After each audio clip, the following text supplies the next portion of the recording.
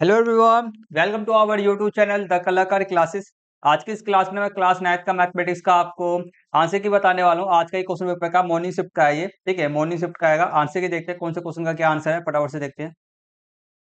देखो, तो first question का जो आंसर है आपसे स्टूडेंट का आएगा डी, इसका राइट आंसर है।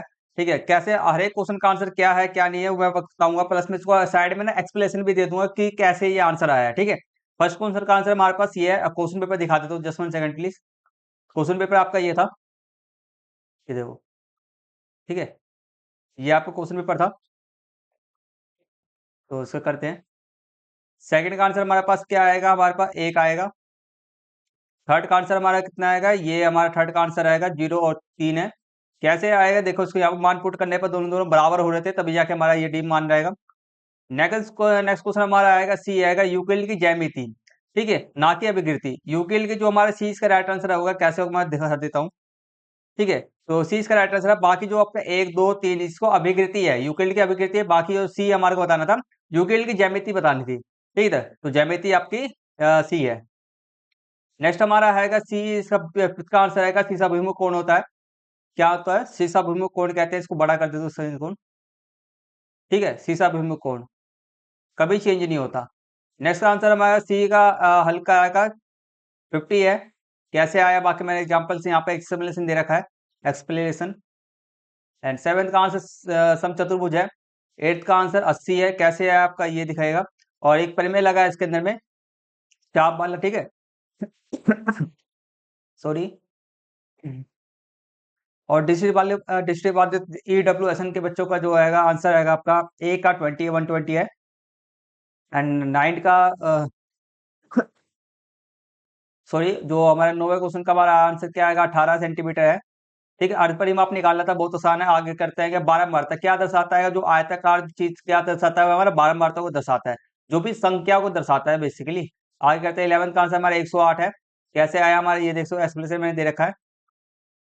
एंड 12 का आंसर जो हमारा आएगा ये, तो ये हमारा डी इसका राइट आंसर आएगा। कैसे आपका आएगा, हमारे यहाँ से एक्स की वैल्यू क्या निकल गई, 3 निकल के आएगी।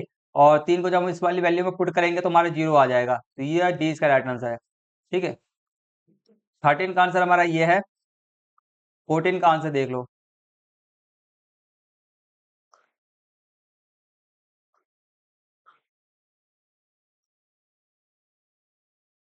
14 का आंसर, तो हमारी क्या होती है, अभिधारणाएं होती है इसके अंदर में। ठीक है, आगे करते हैं। 5वें का 15वें का जो आंसर आपका आएगा वह 13 है।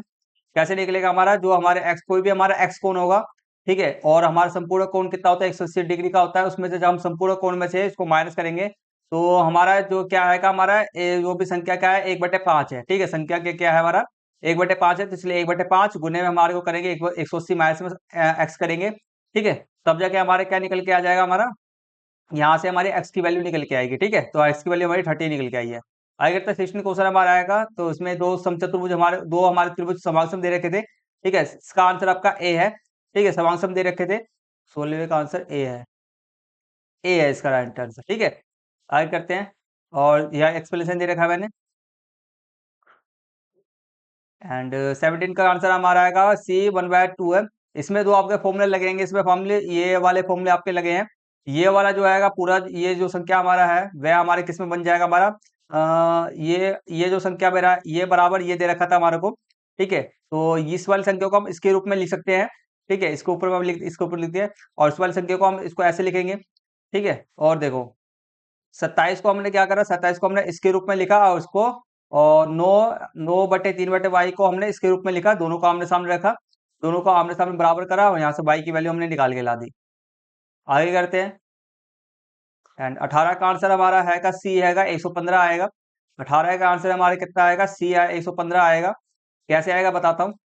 ये देखो, चक्रीय चतुर्भुज का समूह कोणों का योग कितना 180 होता है, तो हमारे ये और ये कोण हमारे 180 दोनों हमारे किसके आएंगे, दोनों आमने सामने के कोण है हमारे, दोनों को बराबर करके यहाँ से हमने दोनों बराबर एक्स की वैल्यू लाई। एक्स की वैल्यू को फिर हमने जो हमारे सी था, ये मेरा ए था ना, ये ए और सी है, ये दोनों, ये ए और सी आमने सामने के कोण है। ठीक है, दोनों को ला करके हमने एक्स की वैल्यू निकाली, और सी के अंदर पे हमने एक्स की वैल्यू पुट करी, तो हमारे एंगल सी की वैल्यू बतानी थी हमारे को। सी के अंदर एक्स की वैल्यू पुट करी, हमारा 115 निकल के आ गया। एंड 19 का जो आंसर हमारा है, 19 का आंसर जो हमारा है 19 है। देखो, देखो 3y50 पावर कितनी है हमारे y की 50 है, पावर 50 है, एक बहु एक पदी है। बिल्कुल सर, एक पद का मतलब होता है कि भाई एक्स जो हमारे चर होते हैं ना, चरों की संख्या क्या एक पद है, मतलब कि चर की संख्या कितना एक ही है ना, जिसको एक पदी कहा जाएगा। ठीक है, और जिसकी घात कितनी है हमारे एक है, जिसकी घात एक है, यहाँ पर 50 दे रखा है पावर, तो ये तो पहले ही गलत हो गया, ये क्वेश्चन, ये हमारा अभिकथन ही गलत हो गया। अब आगे देखो, क्योंकि इसमें केवल एक ही पद पर है, ठीक है, एक ही पद जरूर है, बट इसकी घात घात मतलब पावर 50 है, तो ये गलत हो गया अभिकथन। एक्स प्रत्यय तारक तर्क, केवल एक पद वाले बहुपद को एक पदी कहते हैं। बिल्कुल सही बात है, एक पद वाले को एक पदी कहते हैं। ठीक है, तो हमारा जो इसका राइट आंसर हमारा है वह क्या है, हमारा डी है।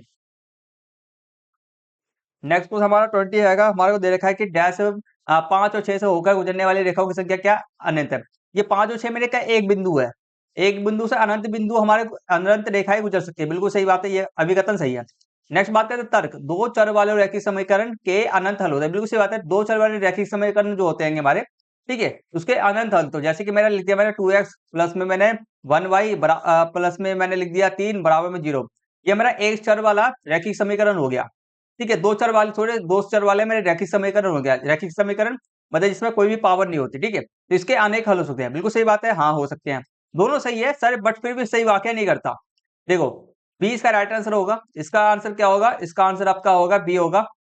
ठीक है, बी होगा, क्यों, क्योंकि देखो पहला वाला जो मेरा बात कर रहा है किसके ज्यामितीय तथ्य की बात कर रहा है, सेकंड वाला आर जो है मेरा बीजगणितीय गुणों की बात कर रहा है। ठीक है, इसलिए दोनों दोनों एक दूसरे से मेल खाते नहीं है, दोनों सही है बट मेल खाते नहीं, इसलिए सही वाक्य आपका नहीं है, बी इसका राइट आंसर हो गया। ठीक है, इसके आगे जो क्वेश्चन है उसके जो एक्सप्लेनेशन है ना, मैं आगे आपको नेक्स्ट पार्ट के लिए दे दूंगा। तो नेक्स्ट पार्ट के लिए आपको ज्यादा से ज्यादा कमेंट करना है, ज्यादा से ज्यादा इस वाली वीडियो को लाइक करना है। चैनल पे आप स्टूडेंट नए हैं तो चैनल को प्लीज प्लीज सब्सक्राइब जरूर करना, वीडियो को ज्यादा से ज्यादा लाइक करना, अपने दोस्तों के साथ शेयर भी कर देना, और आपके कितने आंसर क्वेश्चन आपके सही गए कमेंट भी जरूर करना। ठीक है, तो नेक्स्ट पार्ट के लिए फटाफट से जल्दी से ज्यादा से ज्यादा कमेंट करें, प्लीज प्लीज प्लीज ज्यादा से ज्यादा कमेंट करें, वीडियो को ज्यादा से ज्यादा लाइक करें। ठीक है, तो नेक्स्ट पार्ट आपको जल्दी से मिल जाएगा, तब फटाफट से कर दीजिए। ठीक है, and thank you for watching. आप सभी स्टूडेंट ने हमारी वीडियो को देखा इसके लिए दिल से धन्यवाद। इसी तरह से हमारी वीडियो को देखते रहें।